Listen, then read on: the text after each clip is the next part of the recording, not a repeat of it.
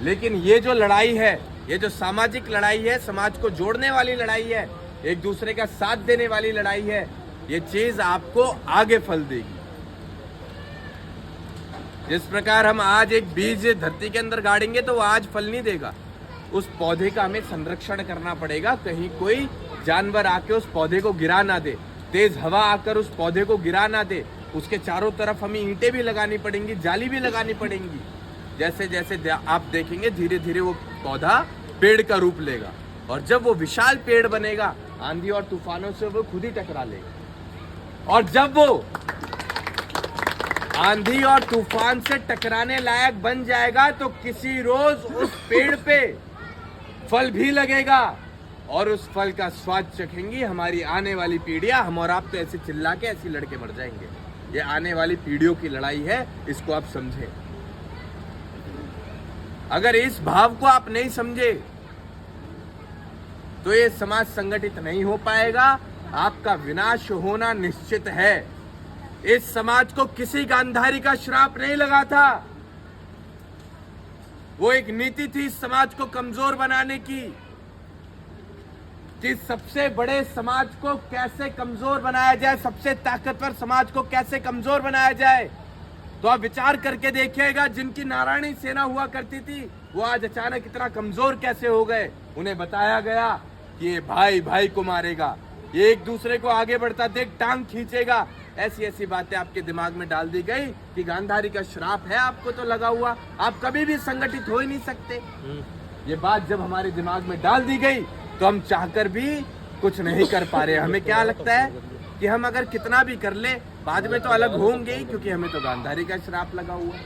हम पहले से वो धारणा बना लेते हैं। और आज 10 साल का बच्चा जब हमसे कहता है कि हमें गांधारी का श्राप लगा हुआ है तो हमें पीड़ा होती है, क्योंकि श्राप को हम खत्म करने निकले हुए हैं। उस बच्चे के दिमाग में, उस बच्चे के जहन में ये बात आई कैसे? शायद आप लोग ही घर पर बात कर रहे होंगे, जिसकी वजह से वो 10 साल का बच्चा भी कह रहा है कि हमें तो गांधारी का श्राप लगा हुआ है, ये समाज कभी एक नहीं हो सकता, संगठित नहीं हो सकता, ये भाई भाई कभी मिलकर नहीं चल सकते। ऐसा कोई सा घर बताओ मुझे जिस घर के चूल्हे अलग ना होते हो, जिस घर के चूल्हे अलग ना होते हो। अगर 2 भाई हैं तो 2 भाई शादियों के बाद अलग होंगे, स्वाभाविक है। इसमें कोई गांधारी का श्राप नहीं था। वो 2 भाई अलग अलग पकाएंगे, अलग अलग खाएंगे, तो इसमें गांधारी का श्राप नहीं था। लेकिन हमने स्वीकार लिया कि देखो चूल्हे अलग हो गए, रोटियां अलग बन रही हैं, बर्तन अलग मंज रहे हैं, इसका मतलब गांधारी का श्राप आज भी हमें ही लगा हुआ है। हम स्वीकार लेते हैं इस चीज को। इसे खत्म करना पड़ेगा। अनिल अंबानी, मुकेश अंबानी, देश के सबसे बड़े उद्योगपति, ये 2 भाई क्यों अलग हुए? ये तो यादव भी नहीं है, इन्हें कौन से गांधारी का श्राप लगा था? ये भी तो अलग हुए, क्यों हुए अलग?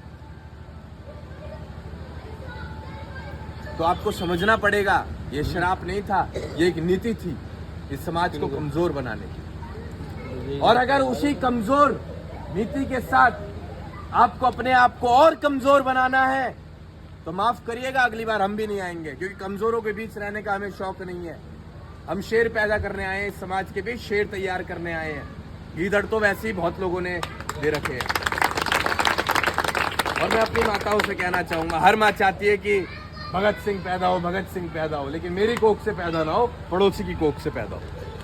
कोई माँ अपने बच्चे को नहीं भेज रही बाहर लड़ने के लिए, समाज की लड़ाई के लिए नहीं भेज रही है। मेरी भी माँ अकेली है, उसका भी मैं अकेला लाल हूं। वो भी जब भी मैं घर से निकलता हूं कहती है कि मेरी हालत खराब हो जाती है जब भी तू घर से बाहर जाता है, मेरा कालजा फटने लगता है जब भी तू घर से बाहर जाता है, मुझे डर लगता है, मुझे घबराहट होती है, मैं रोती हूं जब जब तुझे घर से बाहर भेजती हूं। लेकिन वो भी अपना कलेजा कितना मजबूत करके मुझे आप लोगों के बीच भेजती होगी।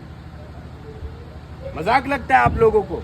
एक नेता एक जिले में रहता है, एक नेता एक जिले में रहता है, विधायक विधानसभा में रहेगा, सांसद लोकसभा में रहेगा, इससे बाहर ये काम नहीं करते हैं। गगन यादव आज 10 राज्यों में काम कर रहा है और आगे आने वाले समय में पूरे देश में हम काम करेंगे। हमसे पूछो हम परसों कहाँ थे, हमसे पूछो हम कल कहाँ थे, हमसे पूछो आज हम कहाँ हैं, हमसे पूछना हम कल कहाँ रहेंगे। पूछो ना होश उड़ जाए तो। आपको मजाक लगता है? मजाक लगता है आपको? आप आओगे, कोई सेलिब्रिटी नहीं आया आपके बीच,